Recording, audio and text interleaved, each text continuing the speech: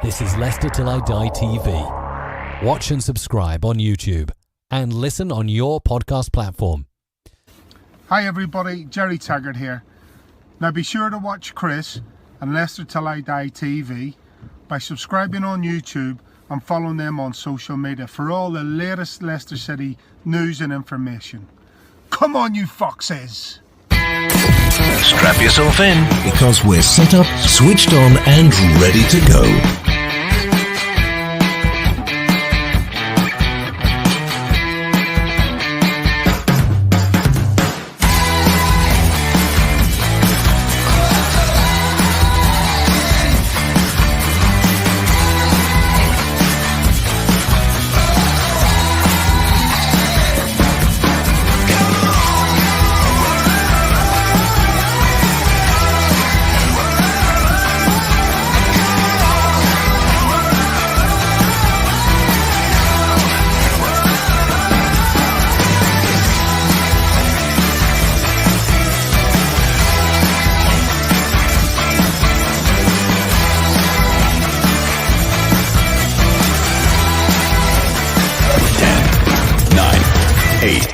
Seven, 6, 5, 4, 3, 2, 1.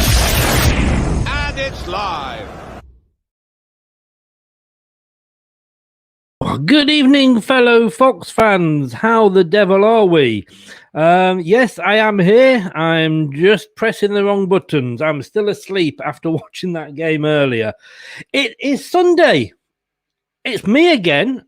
It was nice to have a night off, probably as much for you as it was for me last night. We are back because we've got this tomorrow night.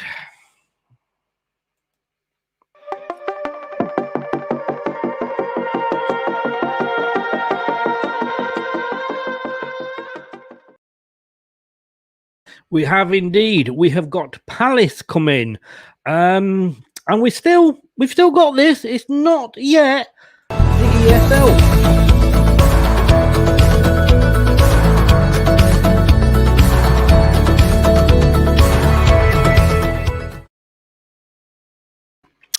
But before we go any further, we're going to trial a few things over the next few weeks because we're coming up towards the end of the season, getting ready for next season, and we are going to sort of trial one or two things and just see whether they work out. So we're going to have a little children's section. We are. And we're going to trial it today. We're going to call it BCT. Sounds familiar? It got a ring to it, I thought. Big Children Time.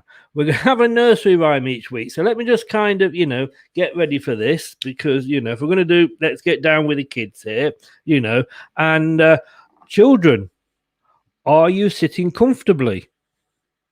Because old Mother Levy went to the cabinet to fetch her poor team a cup. But when she got there, the cabinet was bare. And so the poor team were called useless shits who were only invited into the ESL to the other teams a laugh. Hey, did you watch it? It was this, wasn't it?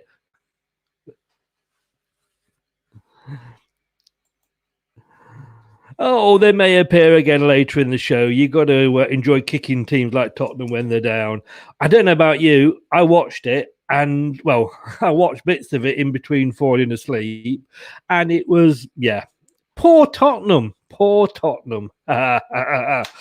Okay. This is Leicester Till I Die TV. Thanks for joining us. We are live on YouTube, Leicester Till I Die TV. Please give us a click and a subscribe. Would love you forever.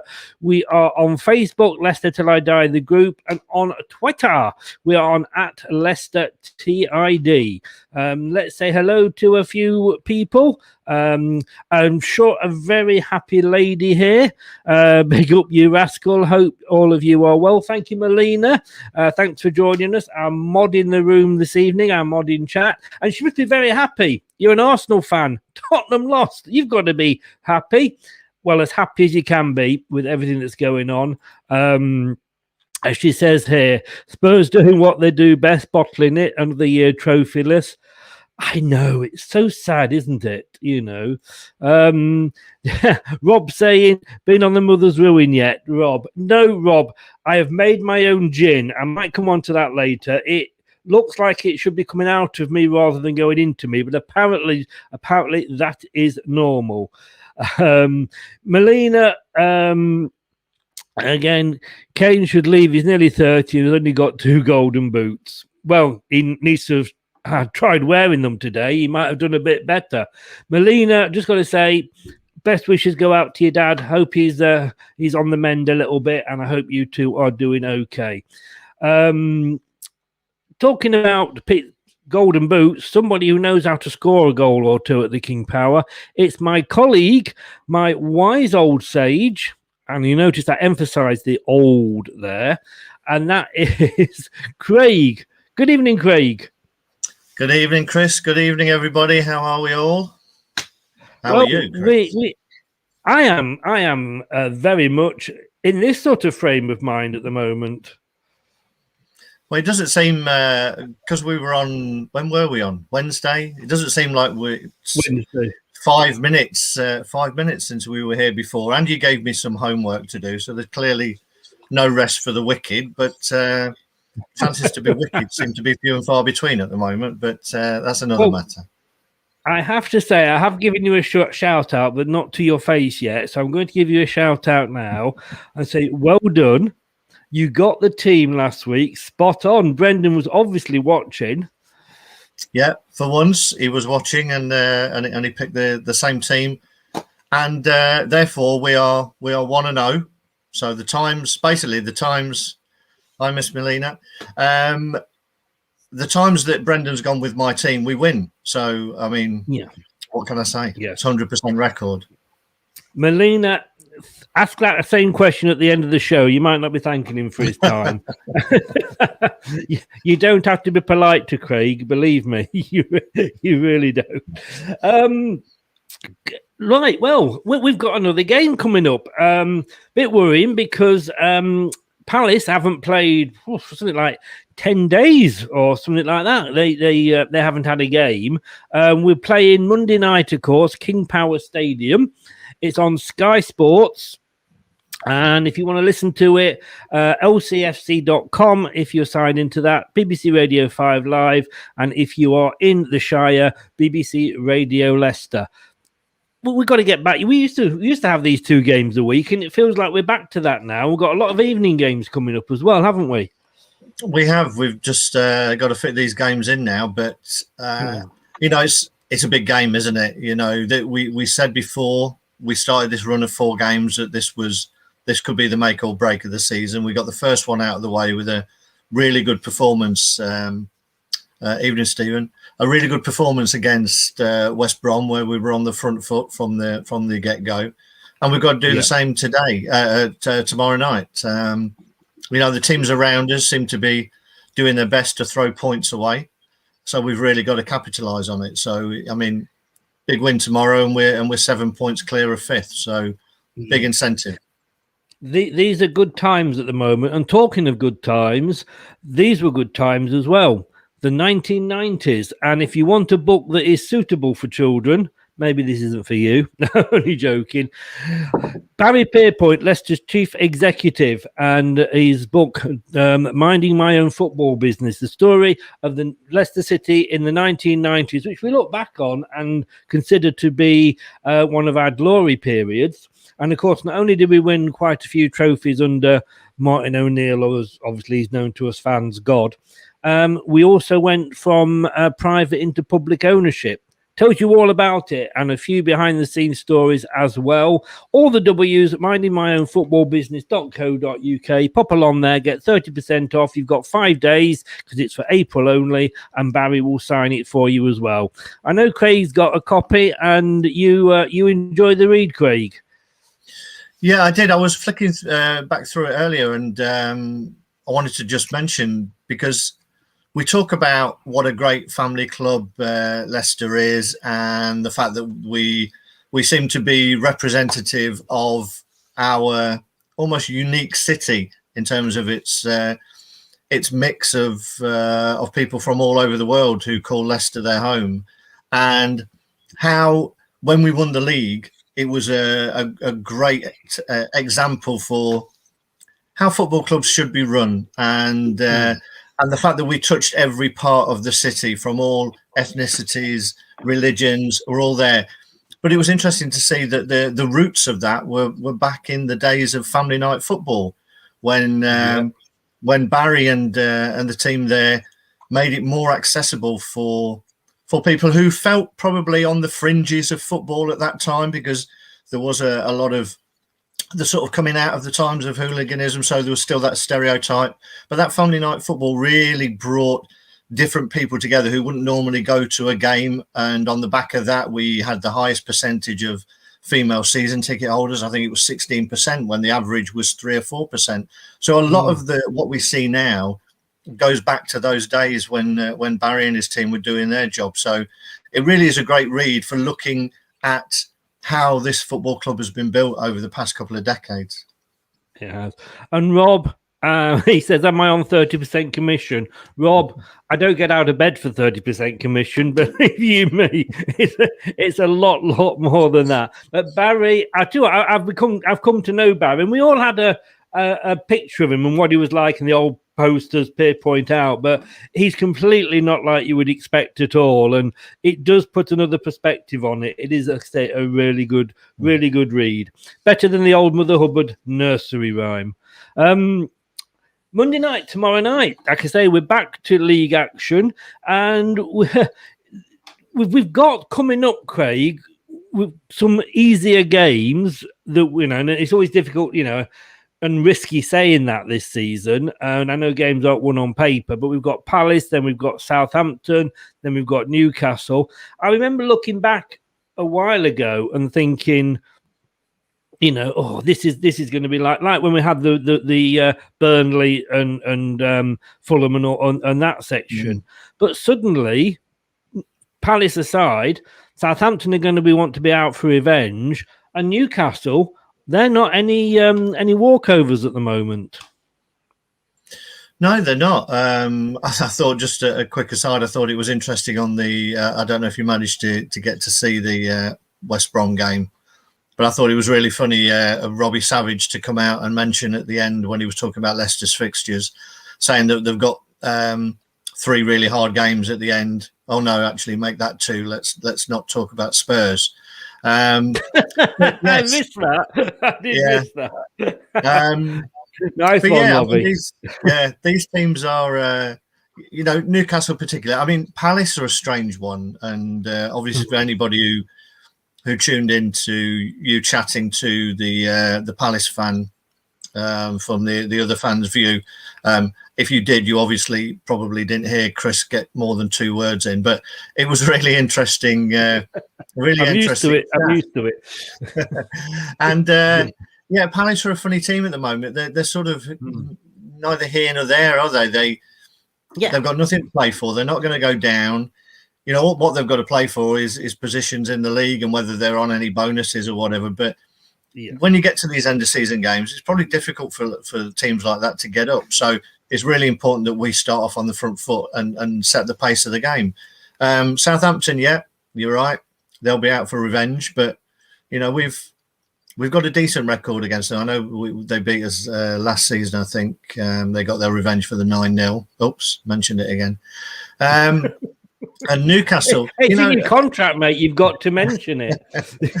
I mean, Newcastle. I know a lot of Newcastle fans don't like Bruce, and he's coming for a lot of stick. But when they get all their best players on the pitch, you cannot say that team is not playing for him.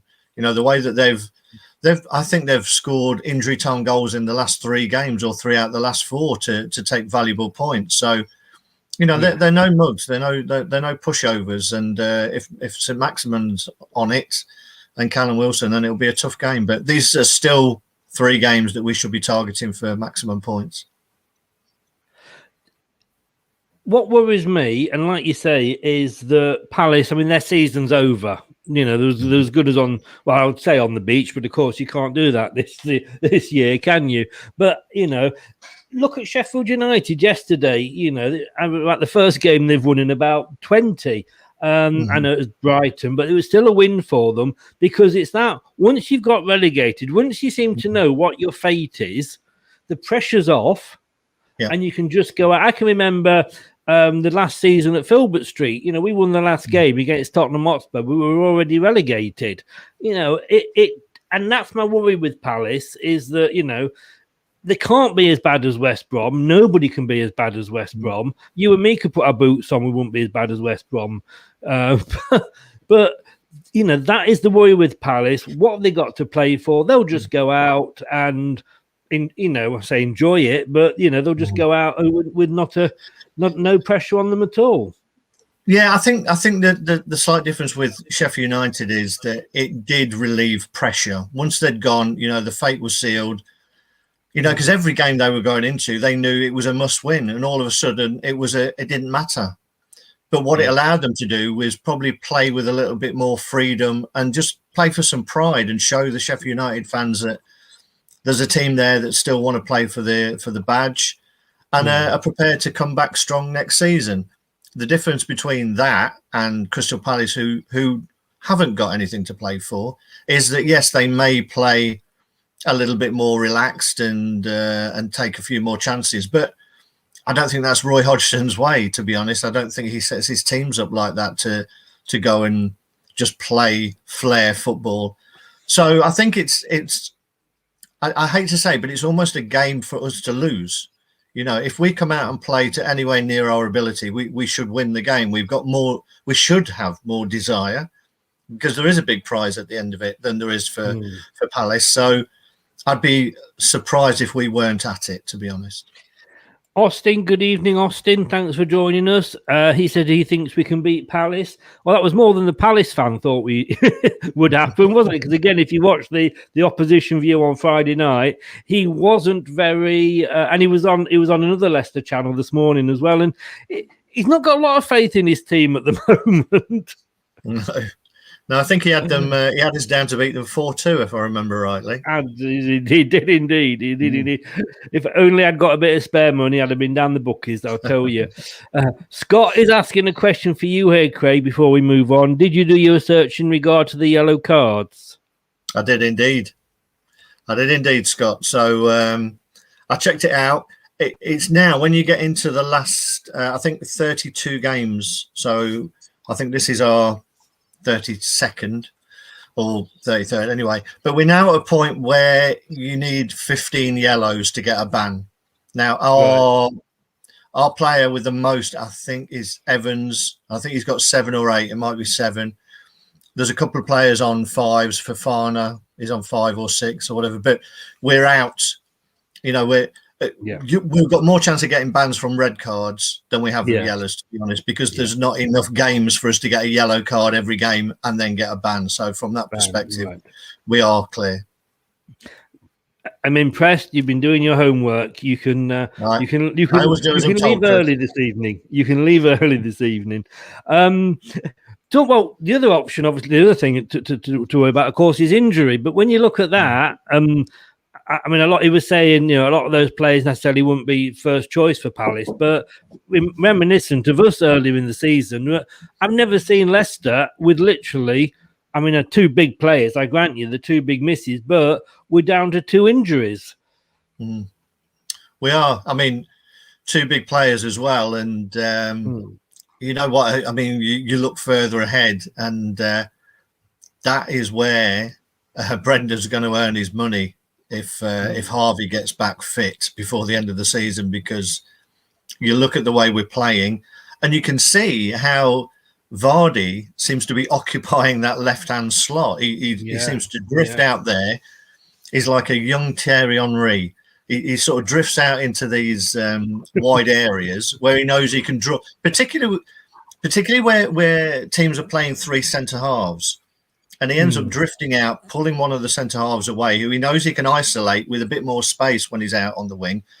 And he just skins them. And we've seen that in the last couple of games. So that's really working for him. You add Harvey Barnes back into the mix, and all of a sudden Jamie has to play more infield. So it's going to be a tricky one, but a nice problem to have. But at the minute, we've got a good team who are all fit and playing well.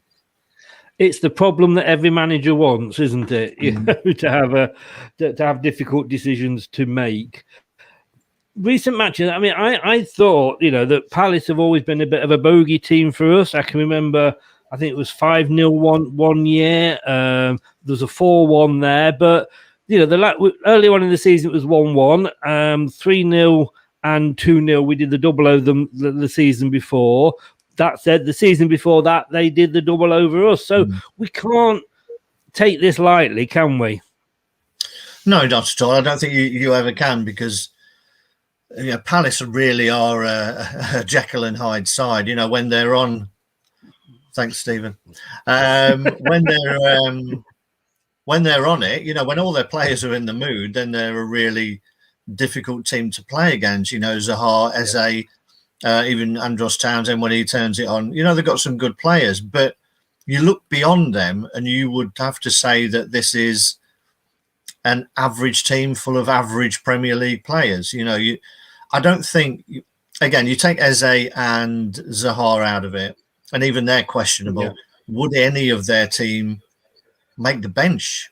I know that's probably being a little bit harsh, but the way the two teams have moved, I think the gap between us has grown such a lot. So, on their day, they've got individual players who can do a job, but from the way they set up, we should have enough for them. Obviously, you want to stop the balls getting into Benteke, because he's always a handful if he's on it. But they're not. They're a team that you would like to be playing at this stage of the season, I would say. Scott's made a good point here. In regards to Barnes coming back, I think Vardy gets put out to the right forward role with Iheanacho being central and Barnes on the left. I mean, that from a Leicester City fan's point of view, as a front three, it's virtually bordering on orgasmic, isn't it? I mean, Barnes, Iheanacho and Vardy, if they're all on form, my God, we could literally destroy teams. Well, you could. It's very similar to you would say the Liverpool front three when they're all at it. Mane, Firmino, and Salah. I think what that would mean is a bit of a change in formation slightly, though. But it could work, and it's something that'll be interesting to see how Brendan attacks that problem. Hopefully everybody's still fit by the time that Harvey comes back. And what it gives is it gives Brendan the opportunity to feed him back in slowly, as he has done with most of the players who have been coming back from longer term injuries. Yeah. Having said that, those front three plus Jota didn't exactly do Liverpool a lot of use yesterday, did they? I think. Their figures, I think, what are they in the last 4 or 5 games? 124 shots. 4 on target. Yes. Or 4 goals, sorry, out of 124. Yeah. It's ridiculous. It is. Talking of that, going back to earlier in the season, it was 1-1. It was, he says, leaning in there. Zaha put them ahead on the 58th. Barnes got the equaliser on 83. Iheanacho, of course, missed a penalty in that one. Yeah, I can only think that Vardy wasn't playing, or Vardy had gone off. Vardy wasn't playing on that one.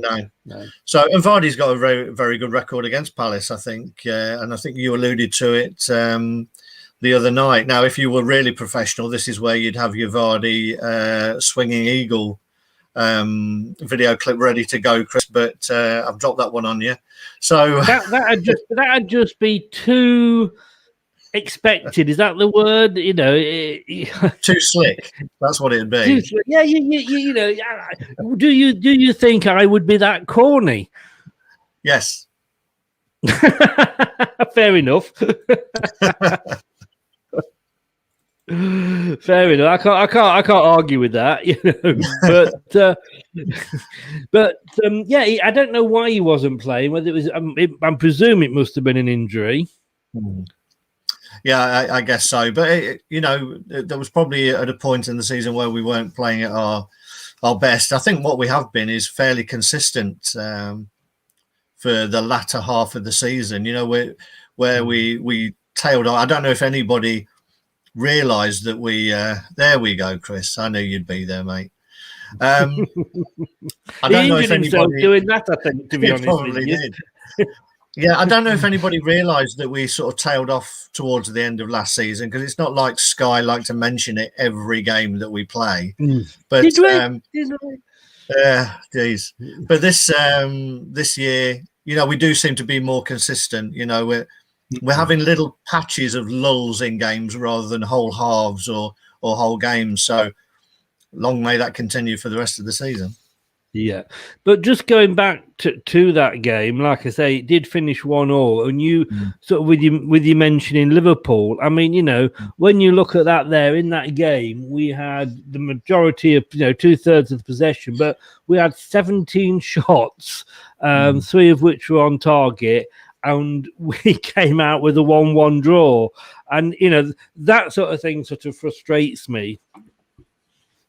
Yeah, I mean, I guess the one thing we haven't had at the minute is this sort of shock out of the blue result. So I'm not hoping that this is it, obviously, but by average, you would expect that we would slip up on one of these games the way that everybody else has. There's no major sign of it, and we are continuing to create chances, and I think we're pretty good in terms of taking our chances. I'm not sure what our expected goals ratio or whatever that stat is that Sky love putting out there, but we seem to be taking a decent amount of the clear chances that we create. I know Jamie's missed a few, but we do create chances. We stay in there. We stay true to the way that we play football, and we know that there will be a chance coming. And by and large, we've been putting them away. Funny you should mention that, because our average, well, I can't give you the Sky stat, but the average goal scored per match for Leicester is 1.81. And for Palace, it's 1.06. But, I mean, we were, having won that last game, it did mean that we hadn't broken, equaled the record of losing 3 Premier League matches on the trot. We managed to sort of break the duck there. And we were all confident of that, I think, when we spoke on Wednesday night. And that's the way to do it. It's I sounded like Punch and Judy then, didn't I? That's the way to do it. You've got to, you have a bad result for yourself, Craig. I will be. No chance to be wicked. We bounced back. I think Ian Dowie coined the phrase, didn't he, a few years ago, of bounce back ability. At the moment, over the past couple of seasons, I would say that we've got that. If we've had a dodgy result, we've managed to bounce back. Obviously, we lost 2 in a row. But we came out all guns blazing, really, against West Brom. I know they had one chance and missed it. Well, missed the ball, let alone the chance. But apart from that, we look pretty comfortable, to be honest. Yes. Palace have only won 2 of the past 9 Premier League games. Yeah, I mean, I'd be interested to see what that is, the difference between their home and away records as well, because I think they're another team who have probably missed their fans more than some others. Particularly during their home games. They're a noisy bunch. I know we've got a decent record there, but they do create a really good atmosphere at home, and I would imagine that Palace over the years have probably got the majority of their points at home, so they've probably missed fans more than some others. But yeah, they're not in a great run of form, and as I say, their season sort of tailed off, really, didn't it, a few weeks ago, when they realised that they'd got enough points in the bag. I think they had a decent first half of the season without pulling up any trees, but they've not really been in any real danger. They've managed to pull a result out when they needed it. So it is that desire, and it's difficult. I'm sure if Steve or Richard were here, when you go onto a pitch knowing that you've got something to play for, it could only be the difference of 5 or 10% in your level of performance, but that can make all the difference. Yeah. I mean, looking at the run of form there, I mean, Man City, in fairness, everybody loses to Man City. And of course, we had the West Ham debacle. But apart from that, we've got some good wins. They've managed to sneak past West Brom 1-0. They're not on a good run of form. And, you've got to think that there's a lot of players whose contracts are up, according to Ali, from the Pride of South London fan TV, the Palace fan that was on the opposition view on Friday. And of course, Roy Hodgson, his contract expires at the end of the year. So, it's, I can remember, once sort of the players knew that Pellegrini was leaving at Man City when we won the title, it was kind of, once that came out, it sort of literally turned the whole team off. Yeah, it's difficult. They're definitely a team and a club in transition, I think, at the minute. Their next appointment is going to have to be, a really key one for them because, although they've been pretty safe and solid, we can see how, every team is improving in this league. You would say it'd be interesting to see the second half of the season stats alone because the likes of Fulham have played really well the second half of the season. I would imagine that Palace must be down there if it was just second half of the season.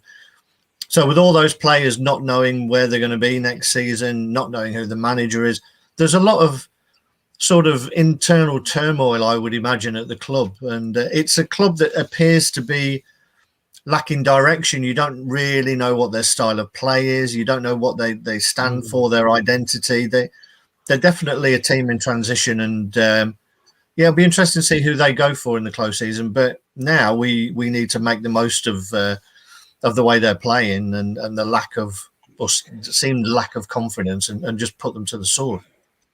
Would it be? I mean, you get some teams that are always at the top and some teams that always struggle, but you seem to get teams as well. I mean, I know, Arsenal are sort of mid-table, but that's maybe a little bit the norm now, but it isn't normally the norm. But, Palace seem to be one of those teams that their destiny is to always finish mid-table. Like when we had Martin O'Neill as manager, we were 9th, 10th, 11th, 10th, whatever. And if you look at sort of under Roy's reign, they were 11th, 12th, 14th, 13th. And whilst, you're safe every year, you're not exactly setting the world alight, are you? No, and it's a lot harder to move those notches up than it is to move notches down, Yeah. They are, I mean, remember going back years when it was Coventry. I think Coventry were just average every year until they finally had that bad season and went down. And when that happens, to big clubs who have been in there a long time, it can be pretty difficult to get back if you don't do it first time. Obviously, the teams who went down last season all look like they're coming back, or at least two of them are coming back straight away. But with Palace, they must be frustrating to be a fan of because they never look like they're going to start challenging for European spot, nor do they really look like they've been in any trouble. They're almost a bit Burnley-ish, but without the flair. Yes. The thing is, with Watford coming back up, you never know whether they're going to come back up with the same manager or not. that's the. Oh, I don't know if I've mentioned, by the way, but Tottenham lost the Carabao Cup final. I may have mentioned that. It's just an excuse just to play that. But never mind Tottenham. There's always 2030 or something like that. 2031, isn't it? When you like the years with the ones on. Results pretty much have gone our way. I mean, Chelsea, West Ham would have nice to have been a draw, but at least one's won. It's knocked the other one down a bit. We managed to take advantage, of when we beat West Brom earlier on, but. When you look at the results this weekend, Liverpool got the draw, like we say. Newcastle doing us a favour. Leeds did us a favour with Liverpool. Who did Leeds play? Man United. So they kind of just throw that in. If we can win tomorrow night, that's going to put us on 62 points. It's getting better and better, isn't it? Well, I think that's it. I mean, I mean, that the fact that Chelsea and West Ham were playing each other was a bonus for us, I think. And I think the worst result would have probably been a West Ham win, because you think Chelsea are going to pick up points towards the end of the season. One is the teams below to start dropping away. And so that wasn't a bad result for us, to be honest. And as you say, if we could pick up the 3 points tomorrow and be 7 points clear of our nearest challengers down in fifth, then that's a healthy place to be in, particularly with Southampton and Newcastle to come. So, I'm sure Brendan is drumming it into the players that, these are the games that will make or break the season. You don't want to be going into those last few games knowing that you need something, even though I would be more confident this season than I was last. But it's much better to try and get the job done early. I mean, those last three fixtures, as we look at them, which are going to be Spurs, Man United and Chelsea, Chelsea is probably going to be the toughest of those, because obviously we know we've beaten Man United quite easily, so it all depends what Man United turn up. And Spurs are basically being managed by a 29-year-old who's never managed before, and we saw that today. It was like going into a cup final and playing defensively. You've got to fancy yourself against Spurs, man. I don't know when the Chelsea game is going to be, to be honest with you, because the website have still got us down playing a couple of hours before we play them in the FA Cup. But is that three? We've been saying all season that those 3 games are going to be really, really hard. Are they going to be that hard now, though, with the way that the different teams are playing?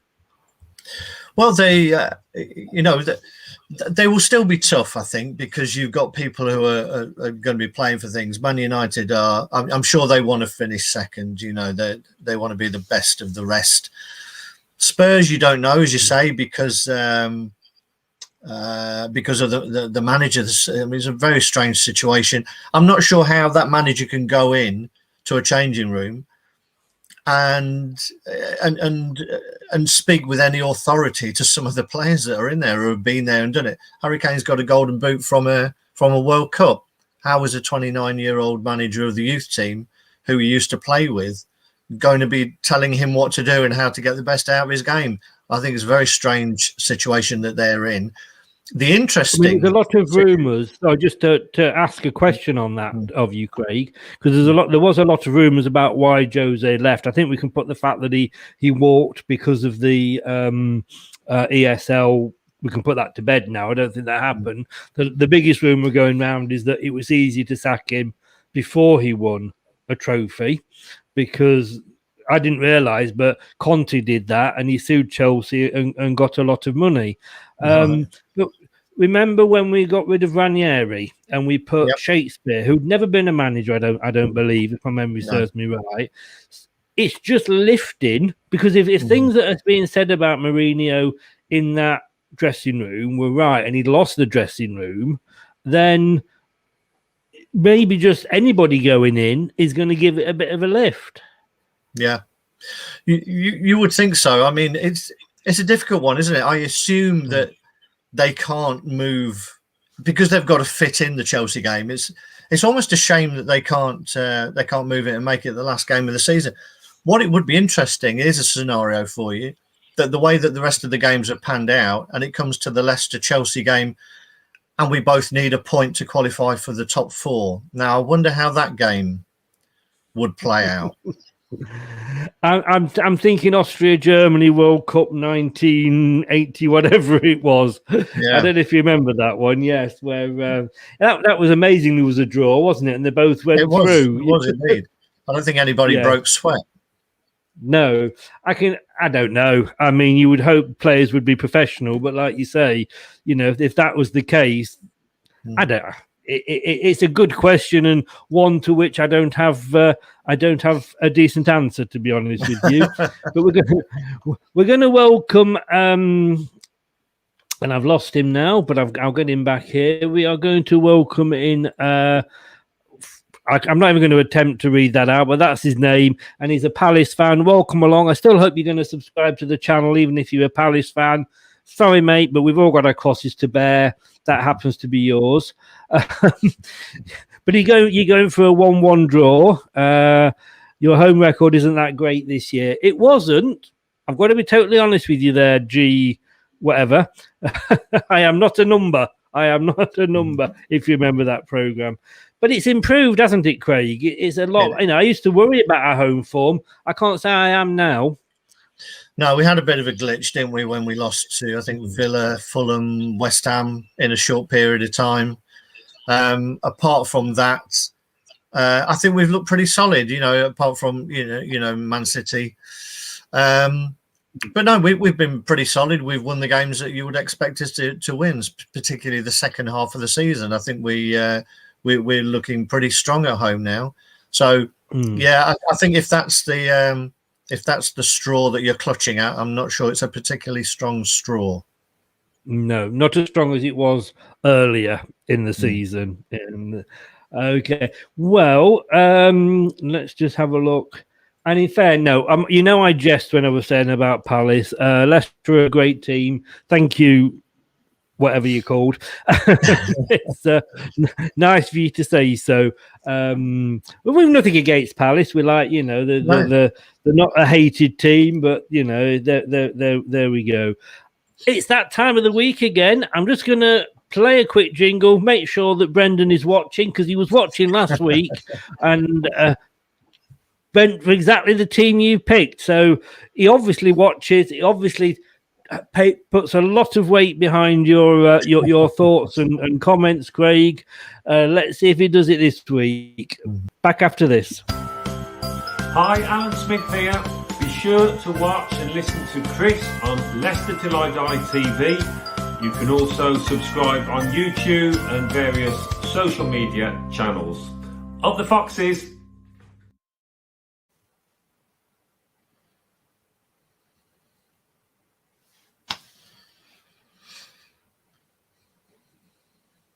My end. I couldn't hear you then, Chris. So if you were swearing at me, well done. But I couldn't hear what you said.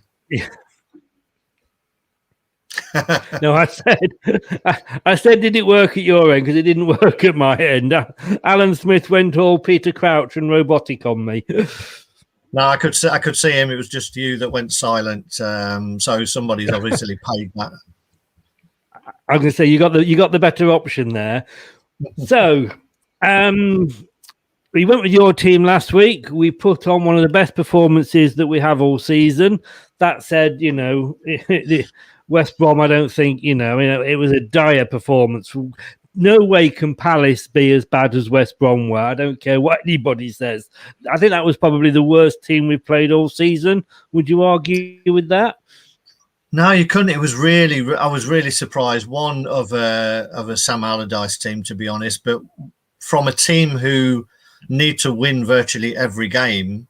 We spoke on the Wednesday night expecting them to come at us, be a really, fast on us, closing us down, make it a physical game. And they basically just stood there and watched us play for at least 45 minutes. And by then the game was over. So, no, as much as we would like to hope that Palace would be the same, it's probably unlikely. Yeah. Well, let's have a look at what you've gone for this week. Let's just bring that in there. It's not a lot different to last week. You're not changing an awful lot.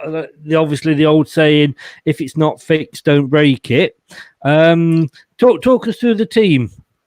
Yeah, really, I've only just changed really the wing backs. So Kasper, obviously, and then Soyuncu, Evans and Fofana. And it was interesting because I was reading a few things, and now whether this is true, it came from the Leicester Mercury, so I'm sure they only steal things that are true. So I'm sure it's that.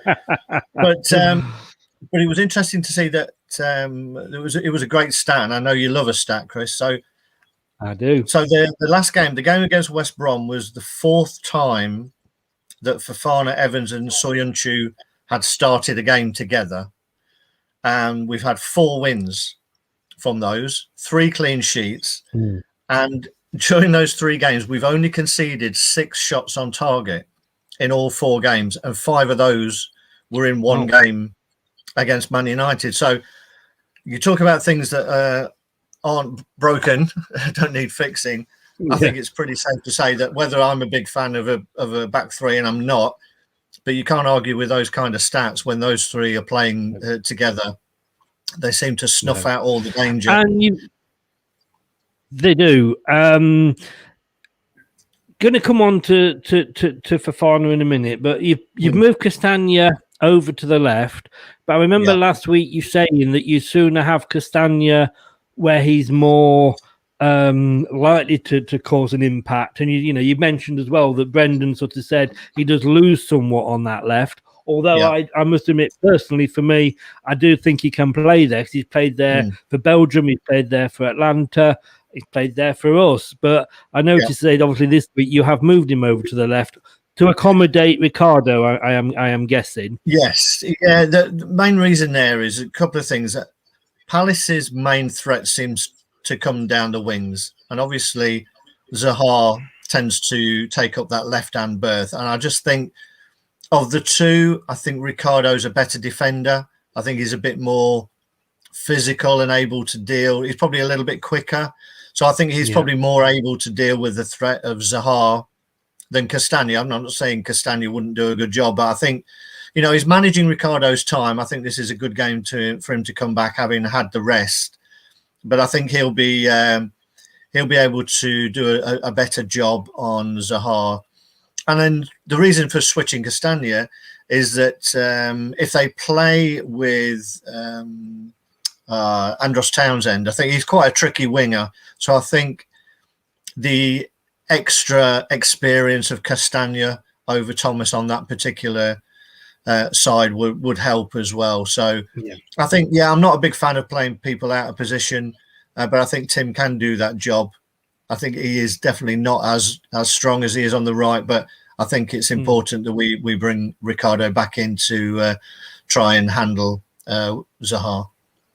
And Castagna, obviously, you've gone for Castagna over Thomas. Yeah, as I say, I think just because that a bit more experience, if they play Andros Townsend, he tends to hug that touchline. And I think that greater experience of Castagna would do better. Nothing against Thomas, but I think the extra experience where you're coming up against experienced players, Premier League players, I think it really helps. So that's why I've popped him in there. Brilliant. Today just keeps getting better. It says Villa are 1-1, but somebody just said Villa are 2-1 down. So I'm not sure exactly what's going on there. But Stephen Collins, good evening, Stephen. Have you received your prize yet? Do let us know. Brendan took a lot of praise for the way that he dealt with Fofana midweek, against West Brom, and I fully support Brendan in that move.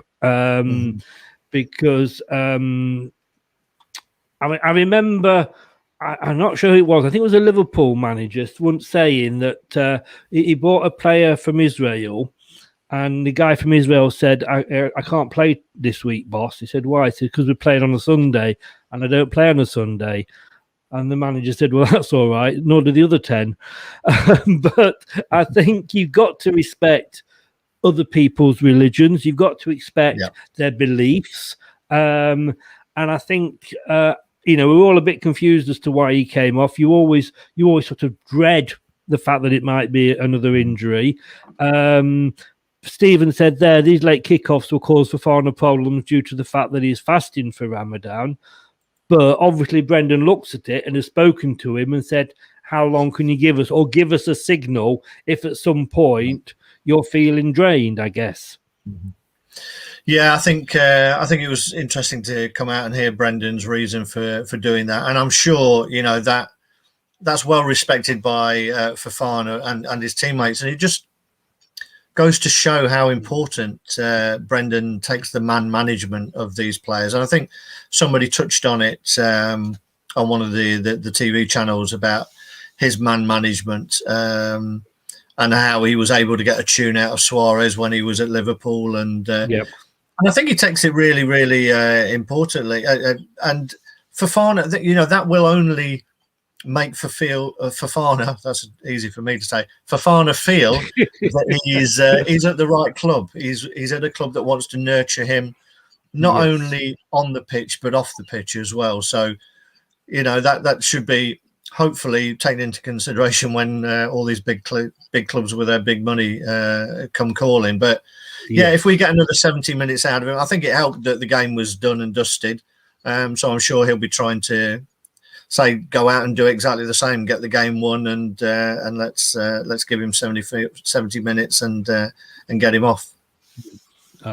Stephen, you say the post hasn't arrived yet, Chris, but the postman has been put on notice. Not good. Not good. Do you what you want to? Steve Linitz is on Facebook. And add him and we'll send him a little message saying, "Oi, where's my program?" We've got a Baggy fan here who's saying Brendan out, mate. I'm just impressed that you are still a Baggies fan after the way you watched your team last week. Because to be totally honest with you. You talk about the European Super League. On that performance last week, West Brom wouldn't get in the Egg Cup League. I'll tell you, they were absolutely awful. And I'm sorry, I said this to the guy who did the opposition view with me. That I know they were totally awful. So no, we're not going to get Brendan out. Brendan's going to stay for a lot longer. So that's your team, and I'm going to bring this up now because. We'll come to score predictions in a second, and I am kind of watching the time because, of course, it is Line of Duty tonight. 2 episodes to go. Who's it going to be, guys? Who's it going to be? Brendan, I'll read you this headline out. Brendan Rodgers is Tottenham's first-choice successor to Jose Mourinho, despite Boss stating his commitment to Leicester and saying he was grateful he didn't join Spurs in the past. I can't see him going to Spurs. Can you? No, I really can't. I don't think he'll get the same kind of freedom. Sorry, can I just quickly interrupt there because Jake on the box says you watch that rubbish, lol. Well, I tell you what, Jake. If I can watch West Brom play for 90 minutes, I can put up with an hour of Line of Duty because it's not as rubbish as your team were, dressed up in a red and yellow barcode kit last week. So just be careful when you're in glass houses, Jake, there. Because the thing is, honest with you. The thing is, Chris, I think aren't Villa playing West Brom? So... if they're Villa that good, West Brom at the moment, yeah. So if they're that good, I'm not sure why he's watching us instead of his own team. But anyway, that's something else. Excellent point there. Excellent. But then again, wouldn't you, if you'd have watched West Brom last week, you wouldn't want to watch them again, would you? No, that's a good point too. Yeah. Anyway, sorry. Back to what you were saying, Craig. The more important stuff. Yeah. I can't remember what it was, to be honest. Brendan's not going to Tottenham. Yes. Yeah, so, I mean, Daniel Levy's, he's not got the best reputation, has he, for looking after his managers, to be honest. I mean, Pochettino got them to their first Champions League final and was just sacked because they thought they could get a better manager in Mourinho. He just likes the glamour and glitz of it all. I mean, that's why I would imagine Levy was pushing for them to be included in this European Super League rather than the European Super League wanting Spurs, because that's what he wants. He sees himself as a big man in a big league, but they've got a great training ground. They've got a great ground, but Brendan's got what he calls, and we all call, a project here. And I'm sure there will be a time that he decides to move on when he feels maybe he's taken us as far as he can. But I don't think that'll be for now, and I don't think it'll be for a team who's struggling to reach the Europa League. Do you think, though, and this is no disrespect to Brendan, and Stephen has said here, have I got somewhere I can hide him in the... 1 second, I'm going to Sneeze. Bless you. Excuse me. Thank you. I think if Brendan was to go anywhere, time it might be the likes of Man City, quite possibly. But sorry, I'm bringing the right one up here. Chris, have you got room in your attic? We can put Brendan into the witness protection around yours. Do you know what? I think some managers have the limits as to what they can do. You know, I mean, Brendan did fantastically at Celtic, but like I've always said, you and me would go to Celtic and we'd finish in the top two. You know, and thank you, Melina. But the certain managers I feel say have this limit that, you know, like I always think Jose Mourinho couldn't do what he does at Rochdale because he can only work with a club where he's got money to buy players.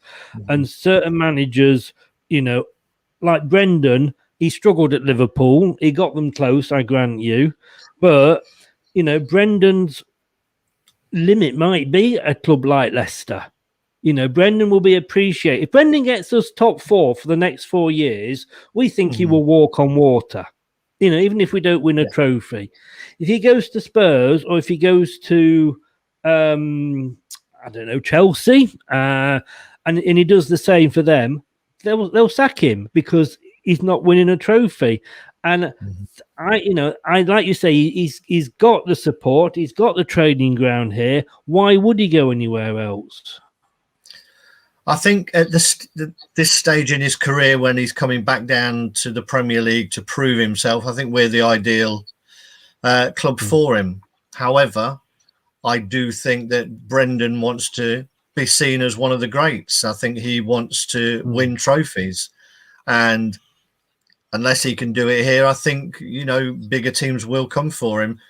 But, you know, he's got to do well here for the bigger teams to want him. So he knows that this is almost an audition. So, you know, he can't let his standards drop. He can't let the team standards drop. And if Brendan goes, it's only because he's done a fantastic job with us. And that is the cycle of it. You know, with the best will in the world, we could finish in the top 4 for 3-4 years running, but it won't still make us a massive club like some of the others are. You know, whether we like it or not, we can argue against the likes of Spurs, but there are, you know, big clubs, traditional clubs, and not just here. You know, it's a global game now. Who's to say that we become regulars in the European Champions League for 4 years, and someone like Real Madrid like the way that he plays football and nurtures young talent, or Barcelona or whatever. You know, knowing Brendan, he's probably learning Spanish already. Jake, you actually says he doesn't support the Baggies, he supports Tottenham. But then I guess if I supported Tottenham, I'd pretend I supported another team. So I understand what you are, where you are coming from. But let me ask you this, Craig. If Brendan does what he does with Leicester, I mean, cup final, we might win it or not, top 4, possibly, you know, good runs. And if you're doing that year in, year out, will he be seen as a bigger success than going to a Manchester City where he's got millions and millions and millions of pounds? And I mean, we're not exactly poor, but we're not in that league, and wins the league with Man City. What, you know, you look at it, what is more success for him? And I know he wants to win trophies, don't get me wrong, but how would he be judged? I think in that scenario, if he was the man to succeed Guardiola and still went on to win the league, then he'd be deemed a fantastic appointment, to be honest, because we've seen people follow big managers.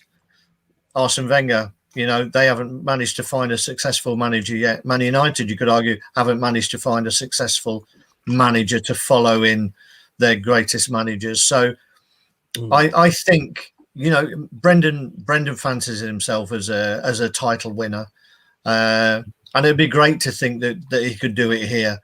I think we would all be sort of, you know, fooling ourselves if we think we could win it multiple times. Who knows? But it's unlikely, shall we say. So I think the lure of a really big club will always be there for Brendan. I don't think at the minute Tottenham are a really big club. So I can't see at this stage where both teams are that that he would want to go there. I said when he came down that it was a stepping stone, if you like you say, a rehabilitation for him, a chance to prove himself, because like we've all said, Celtic is Celtic, and for most of his time there, half his time there, Rangers weren't even in the same division. So it's no big things what he managed to do there. I don't think, and I expect him to move on eventually.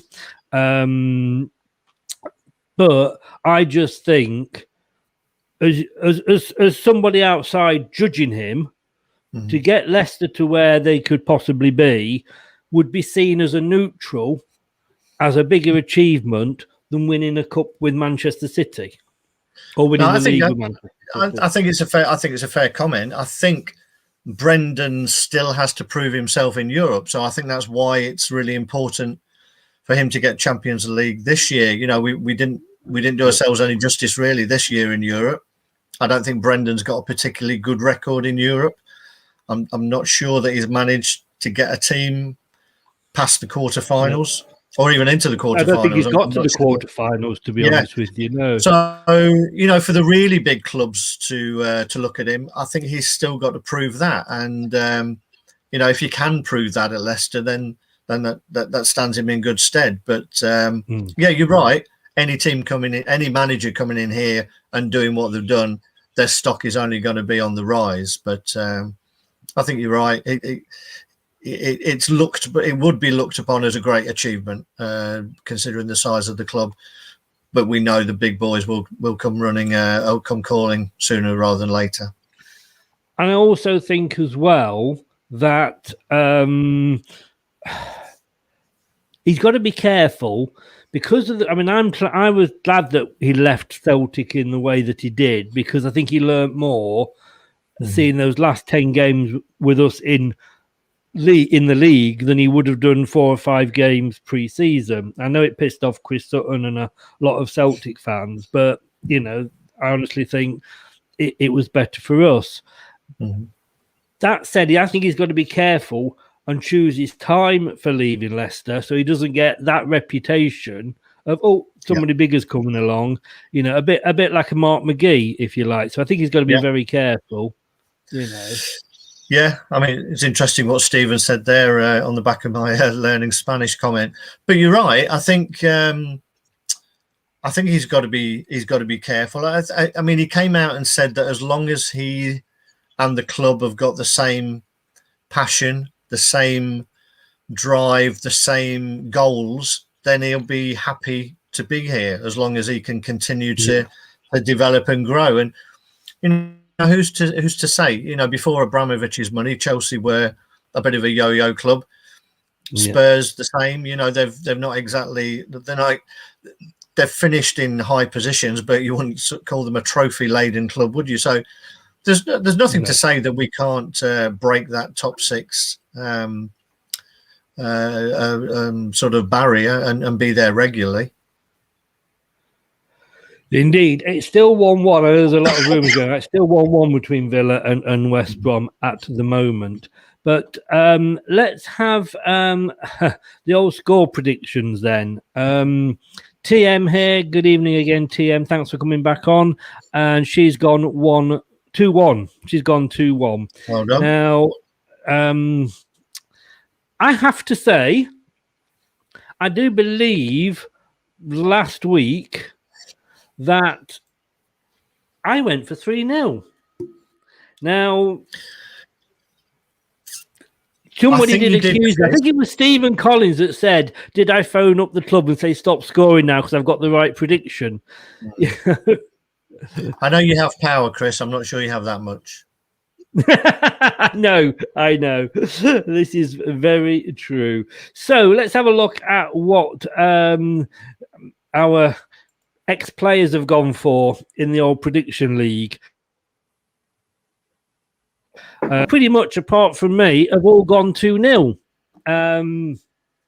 I think Palace always seem to just sort of get one against us. So I've gone for 2-1. But I say Walshy, Linux, and Marshy have all gone sort of 2-0. So pretty confident, aren't we all? What about yourself, Craig? Yeah, well, I'm reverting to type as I did at the start of the season for the last game against West Brom. I think I went a 3-1, and so I think I'm going to stick with a 3-1. Well, let's be honest with you. As long as it's a win, we will be very, very happy. Exactly. Craig, as always, my wise old sage. I haven't even got to my gin yet. I don't know whether actually. Let me just see if this will work, because for my birthday last month, my son bought me make your own gin, and it wasn't sort of a distillery or anything like that. I'm not sure if this is going to actually work or not. We'll see what comes up.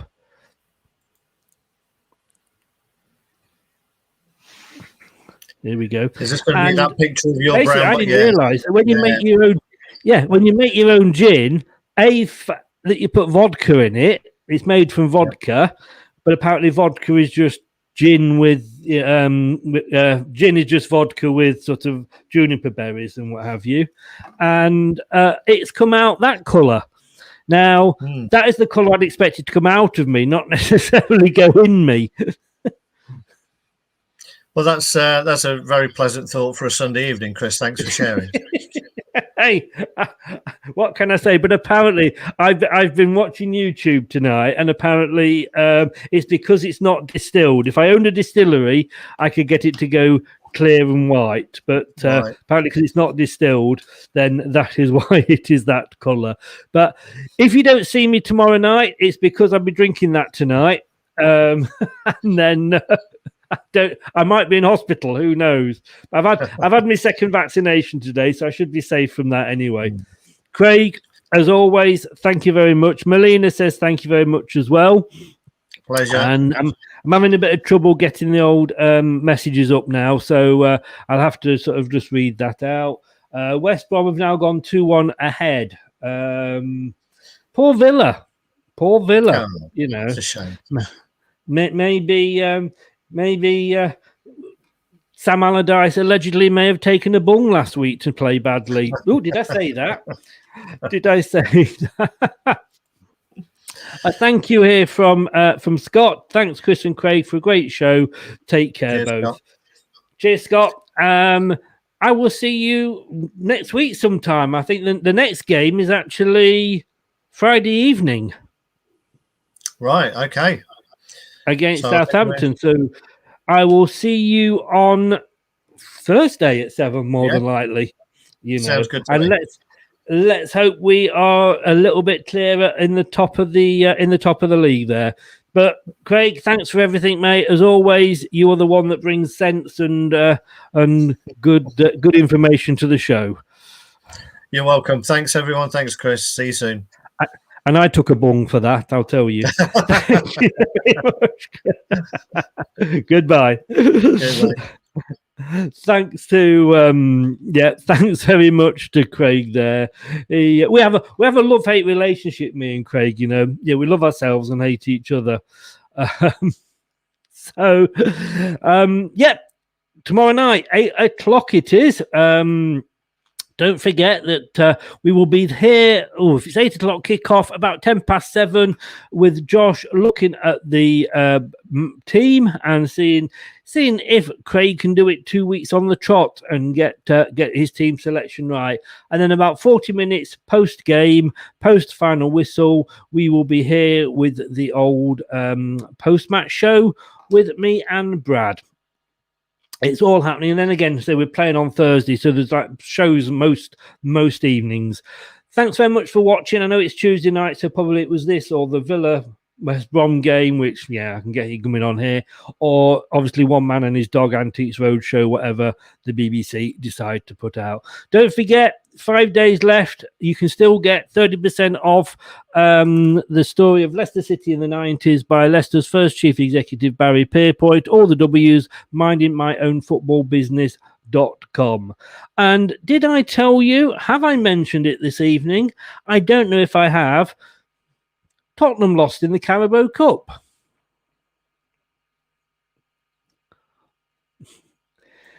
God, I love that gif. I really do. Guys, thanks very much for joining us. Hope you've enjoyed the show. We'll see you tomorrow, 7:10. Take care, stay safe, and come on, you Foxes. Hello, Matt Elliott here. Be sure to watch Leicester Till I Die TV on YouTube and follow all their social media platforms for all the latest updates and news on Leicester City Football Club. Thanks for watching Leicester Till I Die. This is Chris saying goodbye and see you next time. Some people are on the pitch, they think it's all over. It is now.